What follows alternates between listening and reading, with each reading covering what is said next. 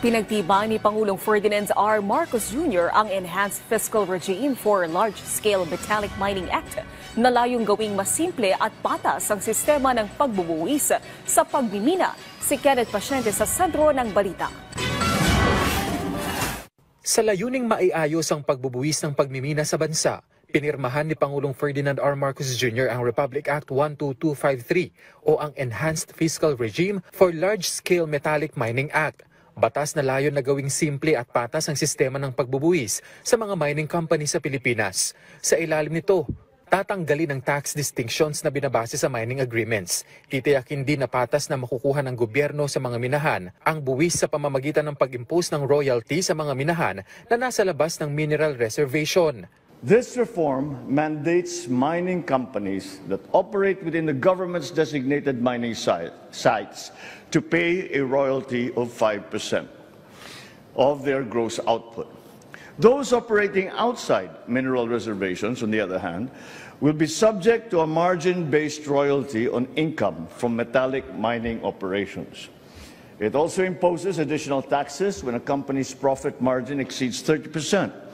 Ensuring that the government receives its fair share from the extra profit and that the benefits will ripple into the lives of ordinary Filipinos.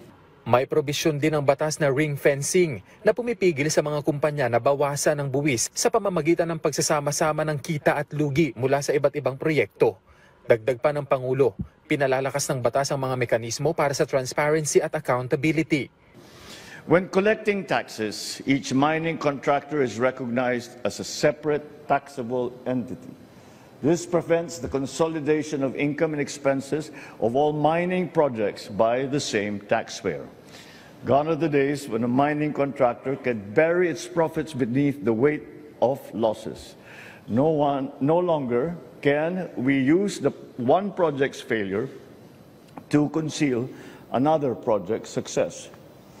Transparency is now the rule, accountability our standard, and fairness the measure by which we move forward. Ipinunto pa niya na alinsunod sa batas, makikinabang na rin ang mga LGU at mga residente na kadalasan ay naaapektuhan ng mga minahan. In addition to the allotted national revenue collections, local government units will now receive 40% of the gross collections from excise taxes on mineral products, royalties, and other taxes or fees.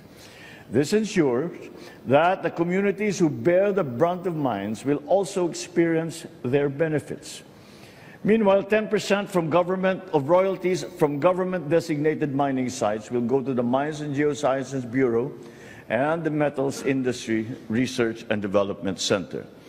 This is done to guarantee that part of the revenues is reinvested in exploration, in research, above all, environmental protection and sustainable practices. Pinasusuri na rin ng Pangulo sa Bureau of Internal Revenue at Bureau of Customs ang lahat ng sales at export ng yamang mineral, pati na ang records ng mining companies sa tulong ng Mines and Geosciences Bureau.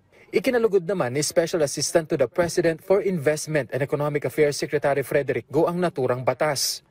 Malaking salik-anya ito para maiposisyon ang pagmimina sa Pilipinas bilang key player sa global value chain. Maitataguyod din anya ng batas na ito ang pag-unlad ng mga komunidad sa pamamagitan ng responsableng paggamit ng yamang mineral ng Pilipinas. Mula 2026 hanggang 2029, tinatayang aabot sa 25.08 billion pesos ang inaasahang revenue ng pamahalaan mula sa mining fiscal regime.